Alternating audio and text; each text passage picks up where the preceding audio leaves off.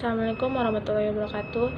Perkenalkan, nama saya Lydia Isya Pronika, NPM 2021030383. Baiklah, di sini saya akan menjawab soal UAS tentang bab 5, yaitu Islam dan perubahan sosial. A. Pengertian Islam.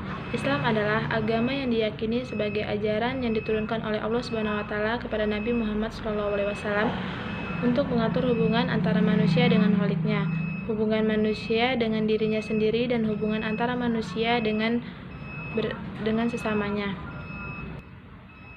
Kata Islam dekat dengan arti kata agama yang berarti menguasai, menundukkan, patuh, hutang, balasan, dan kebiasaan. Senada dengan itu, Nurkhalid Majil berpendapat bahwa sikap pasrah kepada Tuhan adalah merupakan hakikat dari pengertian Islam. Sikap ini tidak saja merupakan ajaran Tuhan kepada hambanya. Dengan pendapat itu, Nurkhalid Majid kelihatannya ingin mengajak pembaca untuk memahami Islam dari sisi manusia sebagai makhluk yang sejak berada dalam kandungan sang bunda sudah menyatakan kebutuhan dan ketundukan kepada Tuhan. Hal yang demikian itu telah disyariatkan dalam Al-Quran Surah Al-A'raf ayat 172. Wa id akhadha rabbuka min bani adama min duhurihim dzurriyyatahum wa ashaduhum ala anfusihim alastu birabbikum qalu bala syahidna an taqulu yaumal qiyamati inna kunna an hada ghafilin, yang artinya, dan ingatlah ketika Tuhanmu mengeluarkan keturunan anak-anak Adam dari sulbi mereka dan Allah mengambil kesaksian terhadap jiwa mereka, niscaya berfirman, bukankah aku ini Tuhanmu? Mereka menjawab, betul, engkau Tuhan kami. Kami menjadi saksi. Kami lakukan yang demikian itu agar di hari kiamat kamu tidak mengatakan, sesungguhnya kami, Bani Adam, adalah orang-orang yang lengah terhadap ini atau keesaan Tuhan. B. Pengertian perubahan sosial. Kata lain dari perubahan adalah transformasi. Transformasi berasal dari bahasa Inggris transformation, yang berarti perubahan bentuk atau rupa atau menjadi.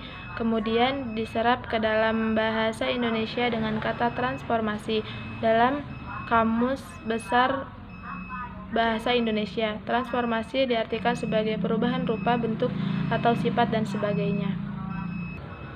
C. Jenis-jenis perubahan sosial. Pada umumnya orang mengadakan pembagian macam-macam perubahan sosial. Yang pertama yaitu evolusi sosial, merupakan perkembangan yang gradual, yaitu karena adanya kerjasama harmonis antara manusia dan lingkungannya. Terbagi menjadi 3. Yang pertama yaitu evolusi dalam bentuk pertumbuhan, yang kedua dalam bentuk perjuangan manusia untuk mempertahankan hidupnya, dan yang ketiga yaitu perubahan yang terjadi pada mental seseorang. Yang kedua yaitu gerakan sosial atau mobilitas sosial. Suatu gerakan sosial adalah suatu keinginan akan perubahan yang diorganisasikan. Sebab dari gerakan sosial adalah juga menyesuaikan diri dengan keadaan atau ekologi, yaitu karena didorong oleh keinginan manusia akan kehidupan dan keadaan yang lebih baik, serta penggunaan dari penemuan-penemuan baru.